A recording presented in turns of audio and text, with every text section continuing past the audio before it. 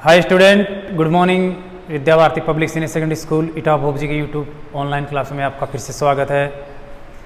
पिछले वीडियो के अंदर आपको 9th क्लास और साथ ही साथ 10th क्लास के गणित विषय का चैप्टर चला रखे थे। चतुर्भुजों के प्रकार और उनकी परिभाषाएं और चतुर्भुजों के अंदर क्या गुण होते हैं उसके बारे में आपको पिछले वीडियो में बताया था विस्तार से। चतुर्भुजों के अंदर आपको वर्ग के बारे में बताया था, समचतुर्भुज के बारे में बताया था। वर्ग और समचतुर्भुज के अंदर क्या गुण होते हैं, क्या समानताएं होती है, क्या असमानताएं होती है, ये आपको बताया था। इसी के साथ साथ आयत और समांतर चतुर्भुज, आयत की क्या परिभाषा है, आयत में क्या गुण होते हैं, और समांतर चतुर्भुज क्या होता है, उसके अंदर क्या गुण होते हैं, ये आपको बताया था। साथ ही साथ वर्ग, समचतुर्भुज, आयत और समांतर चतुर्भुज में आपस में क्या समानता होती है, क्या गुण होते हैं, उन गुणों के बारे में आपको बताया था। इससे पहले आपको चतुर्भुज के जो प्रकार होते हैं दो, उनके बारे में बताया था, अवतल चतुर्भुज और उत्तल चतुर्भुज। ज़्यादातर आपके कोर्स के अंदर उत्तल चतुर्भुज के ही प्रकार हैं, उन्हीं के बारे में क्वेश्चन पूछे जाते हैं और उन्हीं की जानकारी आपको बताई जाती है। तो देखो, आपका चैप्टर है चतुर्भुज। बताया था आपको कि चार भुजाओं से घिरी हुई बंद आकृति को हम चतुर्भुज कह सकते हैं, जो उत्तल या फिर अवतल प्रकार का चतुर्भुज हो सकता है। उसमें आपको उत्तल चतुर्भुज के गुण बताए थे और उत्तल चतुर्भुज के जो प्रकार थे वो बताए थे। उत्तल चतुर्भुज के अंदर आपको सर्वप्रथम मैंने बताया था वर्ग, चार भुजाओं से घिरी हुई ऐसी बंद आकृति जिसकी सभी भुजाएं समान होती है और प्रत्येक कोण समकोण होता है, समान होता है, 90 डिग्री का होता है। दूसरा चतुर्भुज बताया था आपको समचतुर्भुज। समचतुर्भुज ऐसा चतुर्भुज जिसकी चारों भुजाएं बराबर होती है लेकिन कोई भी कोण समकोण नहीं होता है, 90 डिग्री का नहीं होता है, वो समचतुर्भुज होता है। नाम से स्पष्ट है, सम अर्थात समान चार भुजाओं वाली जो आकृति होती है वो चतुर्भुज कहलाती है, समचतुर्भुज कहलाती है। उसके बाद में आपको बताया था आयत। आयत अर्थात ऐसा चतुर्भुज जिसके आमने सामने की भुजाएं बराबर होती है या समांतर होती है और प्रत्येक कोण 90 डिग्री का होता है, समकोण होता है, वो आयत कहलाता है। उसके बाद आपको बताया था समांतर चतुर्भुज।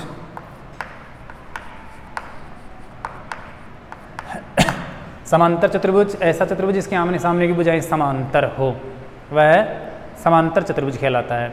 या फिर आमने सामने की भुजाएं बराबर हो, कोई भी कोण 90 डिग्री का नहीं हो, तो भी वह समांतर चतुर्भुज कहलाता है।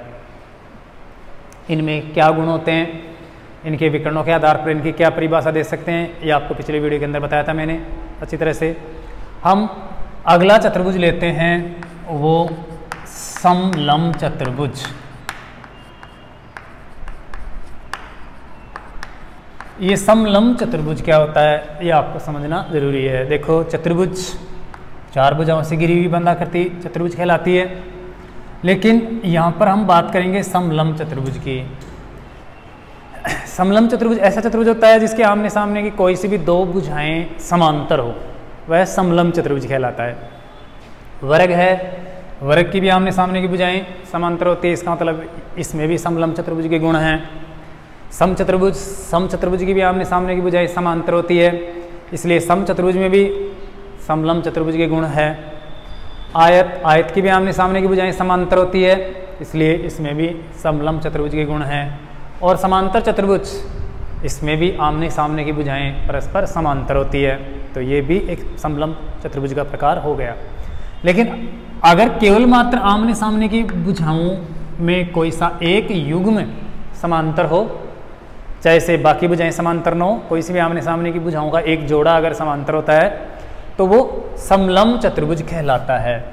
जैसे यहाँ पर हम आकृति बनाएं, ये एक चतुर्भुज बना दिया मैंने, मान लेते हैं ए बी सी और डी। ए बी सी डी ये एक चतुर्भुज है। अगर इसके अंदर ए बी समांतर सी डी या डी सी है तो फिर ये समलंब चतुर्भुज है, ये समलंब चतुर्भुज कहलाएगा। अर्थात अगर ये दोनों भुजाएं समांतर है तो ये समलंब चतुर्भुज कहलाएगा। तो समलंब चतुर्भुज की परिभाषा आप आराम से याद कर सकते हो। कि ऐसा चतुर्भुज जिसकी आमने सामने की भुजाओं में से कोई सा एक युग्म या एक जोड़ा आपस में समांतर हो तो वह समलंब चतुर्भुज कहलाता है। समांतर का मतलब ऐसी रेखाएं जो आगे या पीछे बढ़ाने पर कभी भी एक दूसरे को नहीं काटे, प्रतिच्छेद नहीं करती हो, वो समांतर रेखाएं कहलाती है। या समांतर रेखाएं हम कह सकते हैं कि दो ऐसी सरल रेखा जिसको कोई तिर्यक रेखा अलग अलग बिंदुओं पे प्रतिच्छेद करे तो एक तरफ के अंतः कोणों का योगफल 180 डिग्री होता हो तो वो दोनों रेखाएं समांतर होती है। ये आपको ध्यान रखना है। तो यहाँ पर इस समलंब चतुर्भुज की हम बात करें तो इनके अंदर ये गुण आ जाता है। जैसे हम यहाँ पर बात कर रहे हैं कि AB और ये जो DC है, CD है, ये दोनों रेखा अगर समांतर है तो ये समलंब चतुर्भुज कहलाएगा। दूसरी बात, समलंब चतुर्भुज ये समांतर रेखाएं हैं। समांतर रेखाओं की परिभाषा अगर हम दें तो ऐसी दो सरल रेखाएं हैं जैसे PQ और RS, ये दो सरल रेखाएं हैं, समांतर नहीं, सरल रेखा है। और इसको ये ST जो रेखा है वो दो अलग अलग बिंदुओं पे काट रही है, अर्थात L और M पे अगर यहाँ पर काट रही है तो इन दोनों सरल रेखाओं के अंतः एक तरफ के जो अंतः कोण बन रहे हैं, ये दोनों अंतः कोण बन रहे हैं, अगर ये 180 डिग्री के बनते हैं तो फिर ये दोनों रेखाएं आपस में एक दूसरे के समांतर होगी। ऐसा इधर भी हो सकता है, अगर इधर वाले ये दोनों कोण अगर मिलकर 180 डिग्री के हैं तो भी ये समांतर रेखा है। तो यहाँ पर हम बात करें समलंब चतुर्भुज के अंदर, समलंब चतुर्भुज के अंदर कोई सी भी दो भुजाएं आमने सामने की आपस में समांतर होती है तो वो समलंब चतुर्भुज होता है। समांतर का मतलब यहाँ पर हम बात करें जैसे ये AB और DC मान लो समांतर रेखा है तो एक प्रकार से ये AD तिर्यक रेखा है जो यहाँ पर और यहाँ पर काट रही है, तो इन दोनों कोणों का योगफल 180 डिग्री होगा। तो समलंब चतुर्भुज के आसन्न जो कोण है, सभी आसन्न कोण तो नहीं कह सकते, जैसे इन दोनों कोणों का योगफल 180 डिग्री नहीं होगा, केवल मात्र समांतर रेखाओं को जो तिर्यक रेखा काटेगी उस तिर्यक रेखा के द्वारा दो आसन्न कोण बनेंगे, उन दोनों आसन्न कोणों का योगफल 180 डिग्री ही होगा। तो इस प्रकार से ये समलंब चतुर्भुज हो गया। तो आप याद रखोगे समलंब चतुर्भुज अर्थात ऐसा चतुर्भुज जिसकी आमने सामने की भुजाओं में से कोई सा एक युग्म परस्पर समांतर हो तो वो समलंब चतुर्भुज कहलाता है। और समलंब चतुर्भुज की ये जो असमांतर रेखाएं हैं, ये दोनों असमांतर रेखा है, जैसे AD और समांतर नहीं है BC, ये असमांतर रेखाओं का जो युग्म है, ये असमांतर रेखाएं हैं, ये जो आसन्न कोण बनाती है उन दोनों आसन्न कोणों का योगफल हमेशा 180 डिग्री होता है, अर्थात ये समपूरक होते हैं। यहाँ पर ये जो कोण है दोनों B और C, इन दोनों कोणों का योगफल भी 180 डिग्री होगा। तो इस प्रकार से ये समलंब चतुर्भुज हो गया। तो कोणों के आधार पर मैंने आपको बताया कि असमांतर रेखा दोनों समांतर रेखाओं को जहाँ पर काटती है तो वो दोनों अंतः कोण 180 डिग्री के होते हैं, या वही समांतर रेखाओं की परिभाषा के अनुसार आप बता सकते हो। और साथ ही साथ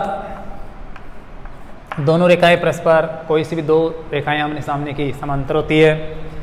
अब देखो ये बात तो थी भुजाओं के आधार पर समलंब चतुर्भुज की परिभाषा या गुण हो गए, लेकिन अगर हम विकर्णों के आधार पर देखें कि समलंब चतुर्भुज के अंदर क्या गुण पाया जाता है, क्योंकि 9th क्लास के अंदर ये चैप्टर है, 10th क्लास के अंदर सिद्ध करने वाले क्वेश्चन है, सिद्ध करवाया जाता है। ऐसे पूछा जा सकता है कि सिद्ध कीजिए कि समलंब चतुर्भुज के विकर्ण परस्पर समान अनुपात में काटते हैं, ऐसी बहुत सारी प्रमेय हैं। आयत से संबंधित, सम चतुर्भुज से संबंधित, समांतर चतुर्भुज से।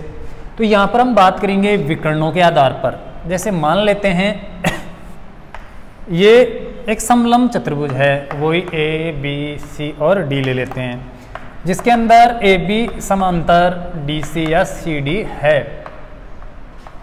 अगर ऐसा है, ये दोनों रेखा अगर आपस में समांतर है तो ये समलंब चतुर्भुज होगा। अब इस समलंब चतुर्भुज के हम विकर्ण खींच दें, एक विकर्ण तो ये AC खींच दिया और एक है ये BD। तो ये AC और BD जिस बिंदु पे काटते हैं, क्योंकि हम पहले आपको वर्ग, समचतुर्भुज, आयत, समांतर और समलंब, इसके समांतर चतुर्भुज के बारे में बताया था विकर्णों के आधार पर, उसी प्रकार से हम यहाँ पर भी परिभाषा बनाएं। जैसे मान लेते हैं विकर्ण AC और BD G पे काट रहे हैं, तो यहाँ पर दोनों विकर्णों के दो दो भाग हो रहे हैं, दो दो पार्ट हो रहे हैं।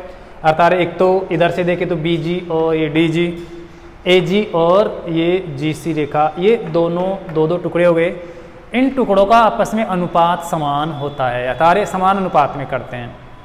तो कुल मिला के हम समलंब चतुर्भुज की परिभाषा अगर विकर्णों के आधार पर देना चाहें तो परिभाषा होगी ऐसा चतुर्भुज जिसके विकर्ण परस्पर समान अनुपात में काटते हैं। अर्थात यहाँ पर AG अनुपात जो GC है वो बराबर होगा, अर्थात इन दोनों टुकड़ों का अनुपात जो होगा वही अनुपात इधर से BG और GD का होगा।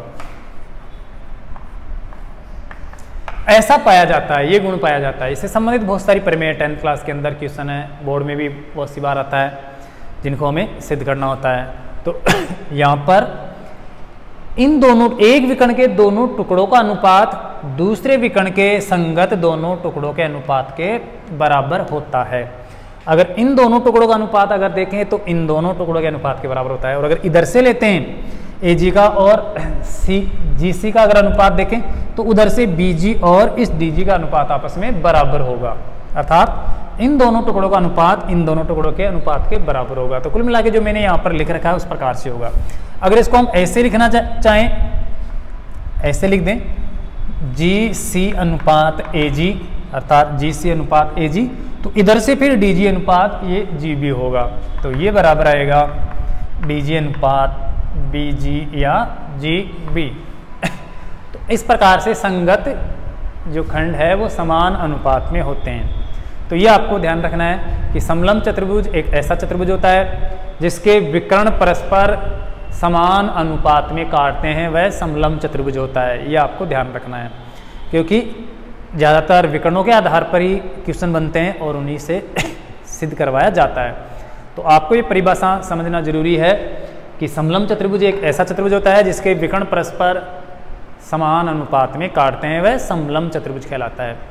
अगर हम बात करें समांतर चतुर्भुज की, तो समांतर चतुर्भुज के विकर्ण भी परस्पर समान अनुपात में काटते हैं। और समान अनुपात में क्या काटते हैं? विकर्ण समद्विभाजित होते हैं, बराबर अनुपात होता है। आयत के विकर्ण भी परस्पर समान अनुपात में काटते हैं या समद्विभाजित करते हैं। समचतुर्भुज के विकर्ण भी परस्पर लंब समद्विभाजित करते हैं, समान अनुपात में काटते हैं। और वर्ग के विकर्ण भी परस्पर लंब समद्विभाजित करते हैं, अर्थात समान अनुपात में काटते हैं। तो विकर्णों के आधार पर अगर हम देखें तो समांतर चतुर्भुज है, आयत है, समचतुर्भुज है, वर्ग है, इन सब के अंदर समान अनुपात जो खंड करते हैं उनमें समान अनुपात का संबंध पाया जाता है। तो इस प्रकार से आपको ध्यान रखना है। ज़्यादातर छात्र क्या है वर्ग को समझ लेते हैं और आयत को समझ लेते हैं। ज़्यादातर छात्रों को वर्ग और आयत के बारे में तो पता होता है, लेकिन बाकी चतुर्भुजों के अंदर वो कन्फ्यूजन में आ जाते हैं। या फिर हम समचतुर्भुज को भी समझ सकते हैं कि समान भुजाएं हों सभी, तो वो समचतुर्भुज है। समांतर में नाम से स्पष्ट है कि आमने सामने की भुजाएं समांतर हो, समांतर चतुर्भुज होता है। लेकिन समलंब चतुर्भुज को समझने में गलती कर देते हैं। नाम से वो देखते हैं कि समलंब है, इसका मतलब कोई सी भुजाएं लंबवत होती होगी, अर्थात भुजाओं में 90 डिग्री के कोण का बनाने का संबंध पाया जाता होगा। तो ऐसा नहीं है। समलंब चतुर्भुज में हम ऐसा कुछ नहीं मिलेगा आपको जिसमें कोई सा कोण 90 डिग्री का हो। ऐसे नहीं है कि कोई समकोण हो, ऐसा नहीं हो, कोई जरूरी नहीं है ऐसा हो। अर्थात लंबवत रेखाएं हो ये कोई जरूरी नहीं है, लेकिन विकर्ण परस्पर समान अनुपात में काटते हैं, ये गुण पाया जाता है। तो आपको याद रखना है कि ऐसा चतुर्भुज जिसके विकर्ण परस्पर समान अनुपात में विभाजित करते हो एक दूसरे को, वो समलंब चतुर्भुज होता है। और अगर भुजाओं के आधार पर देखें तो भी आपको मैंने बताया कि आमने सामने की भुजाओं में कोई सा भी एक युग्म, एक जोड़ा, अर्थात कोई सी भी आमने सामने की भुजाएं समांतर हो तो वो समलंब चतुर्भुज कहलाता है। तो इस प्रकार से हम वर्ग, समचतुर्भुज, आयत, समांतर चतुर्भुज और समलंब चतुर्भुज को आसानी से समझ सकते हैं। और 10th क्लास तक का जो कोर्स है उसके अंदर ज़्यादातर इन्हीं क्वेश्चनों के, इन्हीं जो चतुर्भुज है उनके आधार पर ही क्वेश्चन पूछे जाते हैं, प्रमेय सिद्ध करवाई जाती है। बाकी सामान्य जो चतुर्भुज है जिसके अंदर 4 भुजाएं होती है वो चतुर्भुज कहलाता है। चारों कोणों का योगफल 180 डिग्री होता है, जो आपको पूर्व में मैंने बता दिया कि चतुर्भुज के चारों अंत कोणों का योगफल 180 डिग्री होता है। और अगर पंचभुज बन जाएगा तो 180 डिग्री और बढ़ जाएगा, अर्थात 360 और 180 540 डिग्री हो जाएगा। तो इसी प्रकार से पंचभुज में 180 डिग्री हो जाता है चतुर्भुज से ज़्यादा, और अगर षष्ठभुज हो तो 180 डिग्री और मिला दो, अंतःकोणों का योगफल बनता जाएगा। साथ ही साथ अगर हम किसी भी चतुर्भुज के 22 कोणों की बात करें, किसी भी बहुभुज के 22 कोणों की, चाहे त्रिभुज हो, चाहे चतुर्भुज हो, चाहे पंचभुज हो, षष्ठभुज हो, 22 कोण हमेशा 360 डिग्री के ही होते हैं। तो आपके कोर्स के अंदर वर्ग, समचतुर्भुज, आयत, समांतर चतुर्भुज और समलंब चतुर्भुज से संबंधित क्वेश्चन है। तो फिलहाल हम इनके क्षेत्रफल के बारे में जानकारी प्राप्त कर लेते हैं कि इनका क्षेत्रफल किस प्रकार से ज्ञात किया जाता है, फिर आगे इनसे संबंधित जो प्रमेय वाले क्वेश्चन होते हैं उनको हम सिद्ध करेंगे। तो क्षेत्रफल, जैसे सबसे पहले हम ले लें वर्ग। देखो वर्ग का क्षेत्रफल ज्ञात करना बहुत ही आसान है और ज़्यादातर छात्र जानते हैं कि वर्ग का क्षेत्रफल किस प्रकार से ज्ञात किया जाता है। वर्ग एक कैसी आकृति होती है जिसका प्रत्येक कोण समकोण होता है और चारों भुजाएं बराबर होती है। ये सभी कोण अगर बराबर हैं और चारों भुजाएं बराबर है तो वो वर्ग कहलाता है। तो इस वर्ग का क्षेत्रफल ज्ञात करने के लिए आपके पास बहुत सारे ऑप्शन हैं, समझ सकते हो आप। जैसे वर्ग की दोनों भुजाएं समांतर होती है, ये दोनों भुजाएं समांतर है और ये रेखा इसके ऊपर लंबवत है।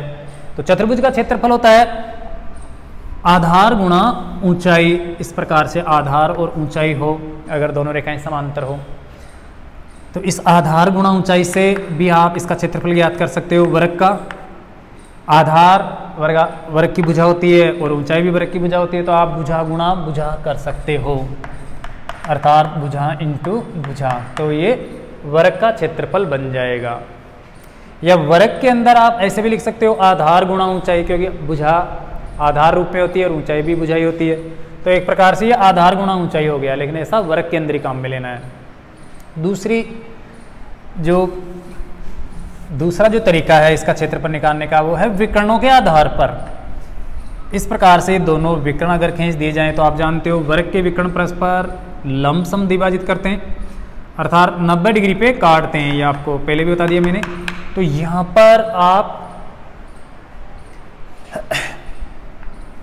दोनों विकर्णों को गुणा करके आप 2 का भाग दे दोगे तो वर्ग का क्षेत्रफल आपको मिल जाएगा।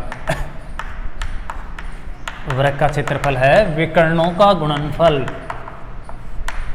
विकर्णों का गुणा और बटे हुए 2।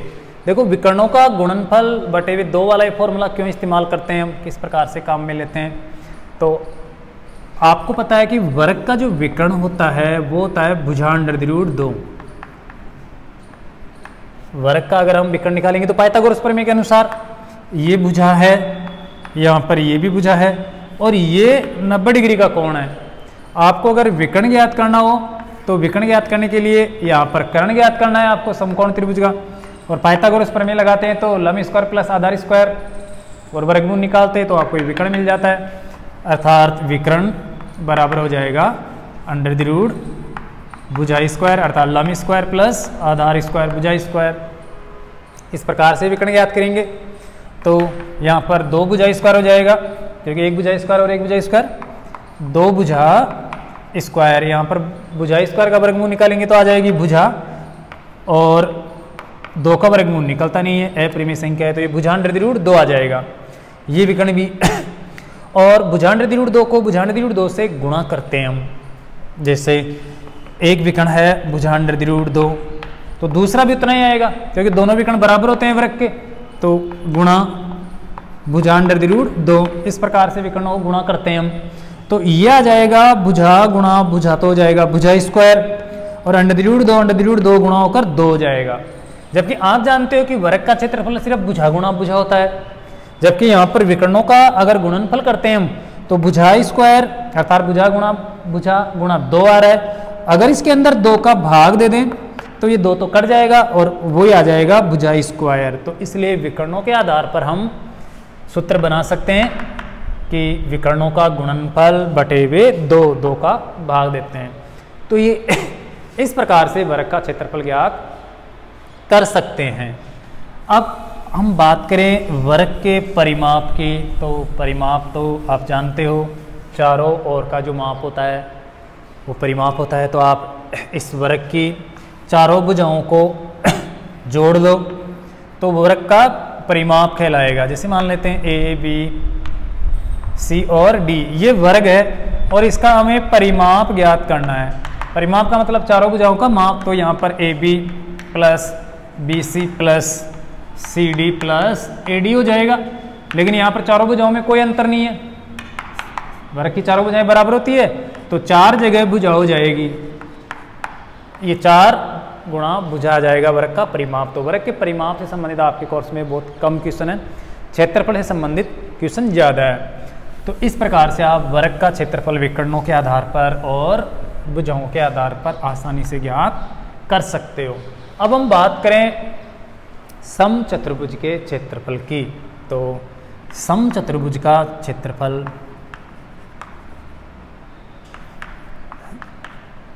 समचतुर्भुज का क्षेत्रफल आप आधार गुणा ऊंचाई से भी ज्ञात कर सकते हो। आधार गुणा ऊंचाई, लेकिन इसमें आधार तो समचतुर्भुज की भुजा होती है लेकिन ऊंचाई अलग से दी हुई होनी चाहिए। जैसे मान लें अगर यहाँ पर ये एक समचतुर्भुज है, मान लें थोड़ी देर के लिए कि ये समचतुर्भुज है, तो इसका आधार ये भुजा होगी तो फिर ऐसे लंबवत ऊंचाई आपको दी हुई होनी चाहिए, तभी हम आधार गुणा ऊंचाई से इसका क्षेत्रफल ज्ञात कर सकते हैं समचतुर्भुज का क्षेत्रफल।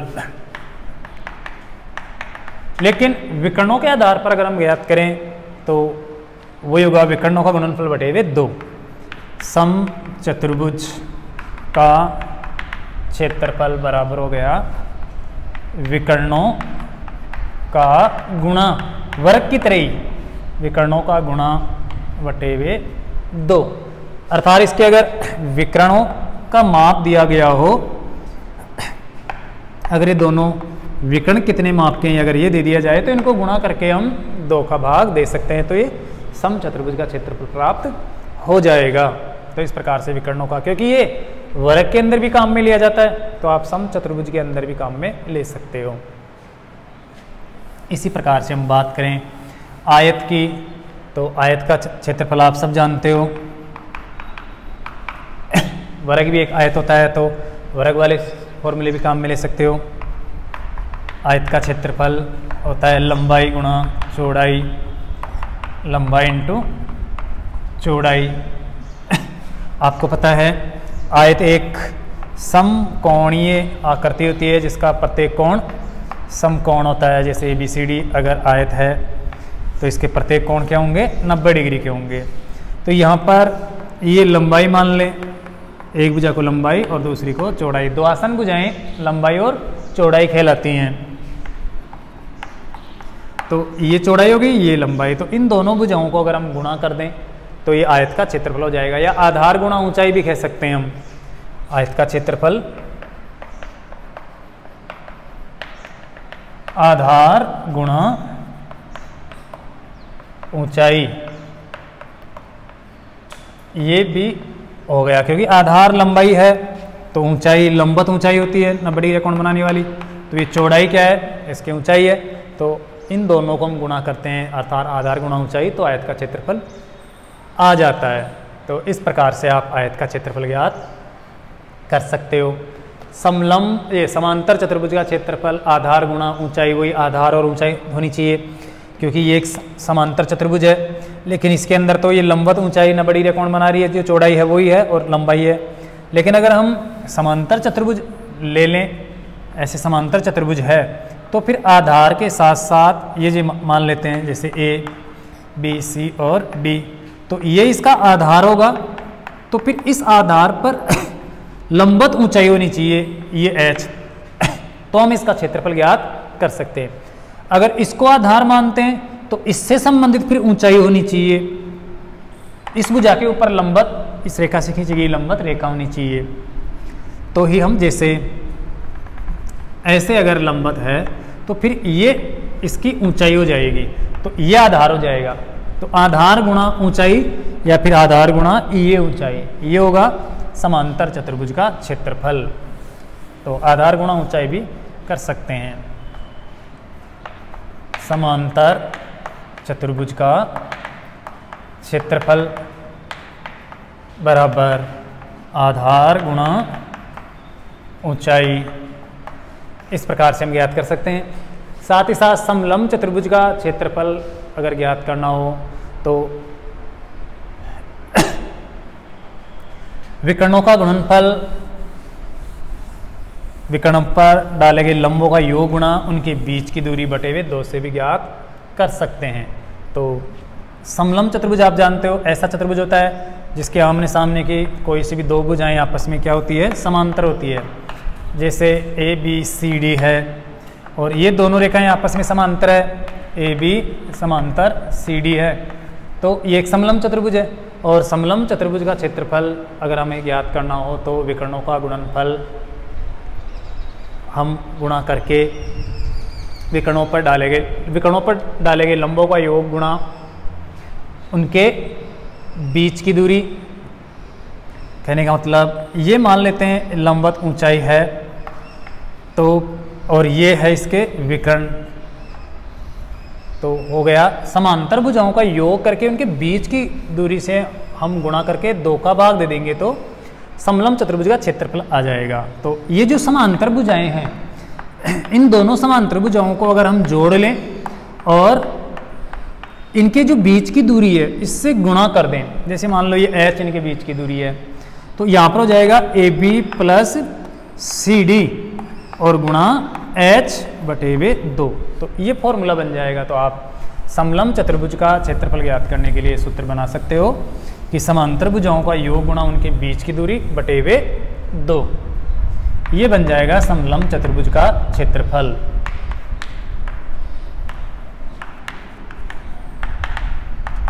क्षेत्रफल बराबर समांतर, 2 समांतर भुजाएं आपको दी हुई मिलेंगी तभी तो वो समलंब चतुर्भुज कहलाएगा। तो हम उन समांतर भुजाओं को जोड़ लेंगे, समांतर भुजाओं का योग गुणा उनके बीच की दूरी, अर्थात जैसे यहाँ पर h है तो h से गुणा कर देंगे बीच की दूरी को, बटे हुए 2 का भाग दे देंगे। अगर ये दोनों भुजाओं के बीच की दूरी लंबवत दूरी हो तो ही हम उसको गुणा करेंगे, जिसको हम यहाँ पर h मान रखे हैं, या आप h की जगह लिख सकते हो, बीच की दूरी भी लिख सकते हो। तो यहाँ पर हम लिख देते हैं समलंब चतुर्भुज का क्षेत्रफल बराबर समांतर भुजाओं का योग गुणा उनके बीच की दूरी, दूरी हमेशा लंबवत होती है, और बटे हुए 2। तो इस प्रकार से इसका क्षेत्रफल हम ज्ञात कर सकते हैं। तो ये वर्ग, समचतुर्भुज, आयत, समांतर चतुर्भुज, समलंब चतुर्भुज क्या होते हैं इनके बारे में मैंने आपको बताया, और इनमें आप क्या अंतर है ये भी आप अच्छी तरह से समझ गए। इनका क्षेत्रफल, इन आकृतियों का क्षेत्रफल हम किस प्रकार से ज्ञात करते हैं ये भी आप समझ सकते हो। रही बात परिमाप की, तो परिमाप तो आपको चारों भुजाओं को जोड़ना है, वही परिमाप होता है। जो आपको भुजाएं दी हुई हो उनको आप जोड़ सकते हो, तो वो परिमाप होता है। अब हम यहाँ पर लेते हैं वर्ग के अंदर जो गुण होते हैं उनको किस प्रकार से सिद्ध किया जाए कि वर्ग का प्रत्येक कोण समकोण होता है, वर्ग के विकर्ण आपस में बराबर होते हैं, या फिर वर्ग की चारों भुजाएं बराबर होती है, ऐसी प्रमेय बनती है। ये जो 9th क्लास में भी है और 10th क्लास में भी है। तो हम वर्ग के बारे में जो प्रमेय है उनको सिद्ध करेंगे। तो सबसे पहले हम एक बार वर्ग के जो गुण हैं उनको बता देते हैं, फिर उन गुणों को हम सिद्ध करेंगे। वर्ग ऐसी आकृति होती है जिसके चारों भुजाएं आपस में क्या होती है, बराबर होती है। प्रत्येक कोण समकोण होता है। जैसे मान लो हम यहाँ पर ए बी सी एक वर्ग ले लें तो इसकी चारों भुजाएं बराबर होगी और प्रत्येक कोण समकोण होगा। ए बी बराबर बी सी बराबर सी डी बराबर ए डी हो जाएगी। अब देखो वर्ग के अंदर दोनों विकर्ण बराबर होते हैं। पहले अगर हम ये प्रमेय बना लें, जैसे आपकी प्रमेय बन गई वर्ग के दोनों विकर्ण बराबर होते हैं, सिद्ध कीजिए। यह आपके 10th क्लास में भी प्रमेय है और 9th क्लास में भी है। वर्ग के दोनों विकर्ण आपस में क्या होते हैं, बराबर। तो इसको कैसे सिद्ध किया जाए कि वर्ग के विकर्ण परस्पर बराबर होते हैं, तो इस क्वेश्चन को, इस प्रमेय को सिद्ध करना बहुत ही आसान है। सबसे पहले किसी भी प्रमेय को सिद्ध करने के लिए हम पहला पॉइंट लेते हैं दिया हुआ है, अर्थात दिया है या दिया हुआ है। दिया हुआ का मतलब आपके क्वेश्चन में आपको क्या सूचना दी गई है, क्या जानकारी दी गई है, वो आपको लिखना है। जैसे मान लें हमने ए बी सी अगर चतुर्भुज ले लिया तो ये वर्ग दिया हुआ है, प्रमेय के अंदर कह रहा है कि वर्ग के दोनों विकर्ण बराबर होते हैं। इसका मतलब वर्ग तो आपको दिया हुआ है, सिर्फ आपको इसमें ये साबित करना है कि विकर्ण बराबर होते हैं। बाकी जो अन्य गुण हैं उनको आप काम में ले सकते हो विकर्णों को बराबर करने के लिए। तो आपको दिया है, मान लेते हैं, माना ए बी सी डी वर्ग में ए बी बराबर बी सी बराबर सी डी और बराबर ए डी है। अर्थात ये दिया हुआ है, दिया हुआ है चारों भुजाएं बराबर है, अर्थात वर्ग तो बराबर है। साथ ही साथ ये भी है, जैसे वर्ग दिया हुआ है तो प्रत्येक कोण समकोण है तथा कोण ए डी और सी बराबर कोण बी सी डी बराबर 90 डिग्री, या चारों कोण लिख सकते हो कि चारों कोण बराबर, या प्रत्येक कोण समकोण है, आप ये भी लिख सकते हैं यहाँ पर, तथा प्रत्येक कोण समकोण है, तथा प्रत्येक कोण समकोण है या 90 डिग्री है, 90 डिग्री का है। यह आपको सूचना दी हुई है। अब आपका पॉइंट बनता है क्या सिद्ध करना है, हमें क्या साबित करना है। जैसे यहां पर लिख दूं मैं, सिद्ध करना है। दूसरा पॉइंट आपको सिद्ध करने वाला है कि क्या सिद्ध करना है। तो आपको प्रश्न को पढ़ते ही आपको सूचना मिल जाएगी कि क्या सिद्ध करवा रहा है। सिद्ध करवा रहा है कि दोनों विकर्ण बराबर होते हैं, अर्थात वर्ग के दोनों विकर्ण क्या होते हैं, बराबर। जैसे विकर्ण बी डी और विकर्ण ए सी आपस में क्या है, बराबर है। तो आपको सिद्ध करना है कि विकर्ण बी डी बराबर विकर्ण ए सी ये सिद्ध करना है, अर्थात ए सी बराबर बी सी करना है। सॉरी, बी सी कहाँ, ए सी और बी डी। तो विकर्ण बी डी और ए सी, अर्थात ये दोनों विकर्ण आपस में बराबर होते हैं, ये हमें सिद्ध करना है, बताना है। क्योंकि प्रश्न में ये पूछा गया है कि वर्ग के विकर्ण बराबर होते हैं, अर्थात सिद्ध करो कि वर्ग के दोनों विकर्ण बराबर होते हैं। तो हमें सिद्ध करना है कि ये विकर्ण इसके बराबर है, ये हमें साबित करना है। उसके बाद अगला पॉइंट आता है रचना का।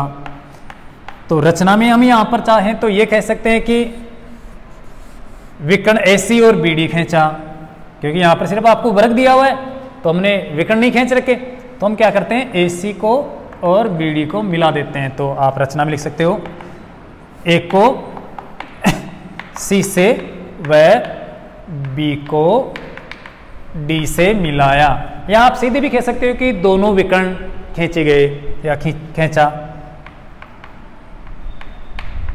ये रचना हो गई। अगर आवश्यकता हो तो ये रचना वाला काम करते हैं, नहीं तो कोई जरूरत नहीं। लेकिन यहाँ पर जैसे विकर्ण नहीं दिए हुए, खींचे हुए नहीं है, तो हम विकर्ण ए सी और बी डी खींच लेते हैं। ये आप रचना में कर लो, अपनी तरफ से आप एक्स्ट्रा कर सकते हो। अब आपका अगला पॉइंट आता है उपपत्ति। इसके अंदर हम सिद्ध करने वाले तर्क देते हैं या फिर प्रूफ देते हैं, अर्थात इसमें ऐसे सबूत देते हैं, ऐसी जानकारी देते हैं जो वैलिड होती है, सत्य होती है, और ये पॉइंट सिद्ध करने के लिए काम में आती है। तो आप सत्य जानकारी, जो भी गणित का नेम है, वो यहाँ पर उपपत्ति में लगाकर इस बात को साबित कर सकते हो कि इस क्वेश्चन के अंदर क्या सिद्ध करवाया गया है, क्या पूछा गया है। तो इस उपपत्ति में आपको ऐसी जानकारी लिखनी है जो सत्य हो और ये साबित करती हो कि AC और BD बराबर है। तो ये बहुत ही नॉर्मल है। आपको हम सीधे सामान्य शब्दों में बताना चाहूँ मैं, तो त्रिभुज आपकी DCB व अगर हम बात करें, ये विकर्ण खींचने पर जो आपकी त्रिभुज बनती है DCB ये, और साथ ही साथ ये विकर्ण खींचने पर आपकी त्रिभुज बनती है ADC, वह त्रिभुज ADC समकोण है। आपको पता है क्योंकि वर्ग का प्रत्येक कोण 90 डिग्री का होता है, तो यहां पर ये कोण भी 90 डिग्री है और ये कोण भी 90 डिग्री है। तो आप आराम से पाइथागोरस प्रमेय से इसको सिद्ध कर सकते हो। त्रिभुज जो DCB या BCD है, इसमें पाइथागोरस प्रमेय लगाओगे तथा पाइथागोरस प्रमेय से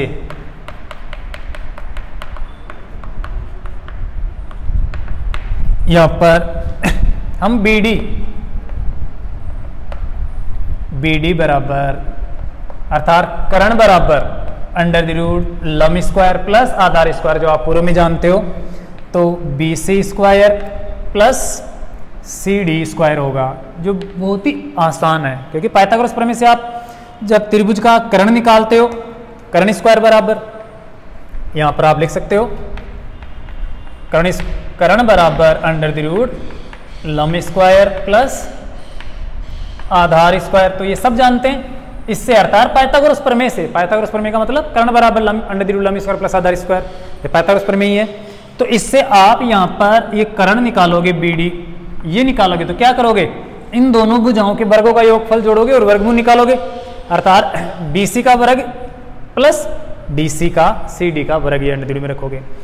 इसी प्रकार से आप त्रिभुज की बात कर रहे हो ADC, इस त्रिभुज की ADC के अंदर भी वही पाइथागोरस प्रमेय से आप क्या करोगे, AC बराबर under the root AD square plus CD square, ये AD square plus CD square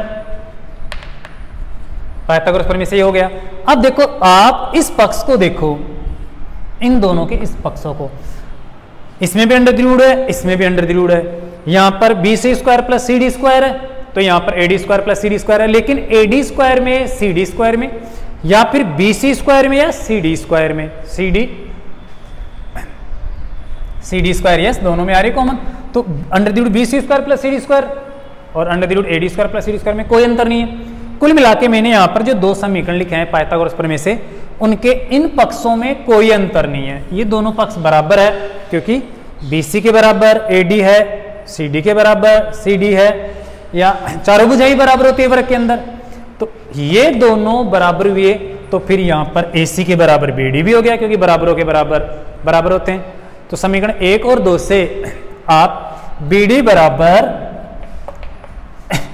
AC कर सकते हो, यह आपका सिद्ध हो जाएगा। बहुत ही आसान पॉइंट है। तो हम कह सकते हैं कि वर्ग के दोनों विकर्ण परस्पर बराबर होते हैं, और इन विकर्णों के आधार पर हम वर्ग की भुजाएं बराबर होती है, ये प्रमेय बनाकर भी सिद्ध कर सकते हैं। तो फिलहाल आपको आज ये ही समझना है, सिद्ध करना है कि वर्ग के दोनों विकर्ण बराबर होते हैं। मैं सामान्य शब्द में आपको बता दूं कि जब इस त्रिभुज के अंदर हम पाइथागोरस प्रमेय लगाएंगे, तो इस भुजा का वर्ग और इस भुजा का अर्थात DC का वर्ग प्लस BC का वर्ग करेंगे वर्गमूल के अंदर, तो आपका ये विकर्ण आ जाएगा BD स्क्वायर, इस विकर्ण का माप आ जाएगा। अब अगर हम बात करें इस त्रिभुज ADC के अंदर, तो वही CD square plus AD square करेंगे और उसका वर्गमूल निकालेंगे तो AC स्क्वायर आ जाएगा। लेकिन यहाँ पर DC BC में या फिर AD DC में तो कोई अंतर नहीं है। जब इनके माप में ही कोई अंतर नहीं है, तो फिर ये जो माप आएगा इनका निकालेंगे हम पाइथागोरस प्रमेय से, वो भी बराबर आएगा। तो कुल मिला के विकर्ण AC और BD भी बराबर आएगा। तो बहुत ही आसान प्रमेय है, जिसको आप सिद्ध कर सकते हो। ये 10th क्लास के अंदर भी है, 9th क्लास के अंदर भी है। तो आप इस प्रमेय को घर पे सिद्ध करना। तो आशा करता हूँ ये प्रमेय और आपको जो पूर्व में जानकारी दी वो आपके समझ में आई होगी। आप अच्छे से और देखना, तैयार करना, ऐसे जो भी क्वेश्चन बनते हैं उनको हल करना और अपनी पढ़ाई का ध्यान रखना। और अगर आपको कोई क्वेश्चन नहीं समझ में आता है, तो आप अपने घर वालों से परमिशन लेकर, लिखित में परमिशन लेकर आप विद्यालय में आके समस्या का समाधान करवा सकते हो, पूछ सकते हो, अर्थात गाइडेंस ले सकते हो। तो आज के लिए बस इतना ही। आप इस वीडियो को अच्छा लगे तो लाइक करना, शेयर करना और कमेंट्स करना। आज के लिए बस इतना ही। बहुत बहुत धन्यवाद।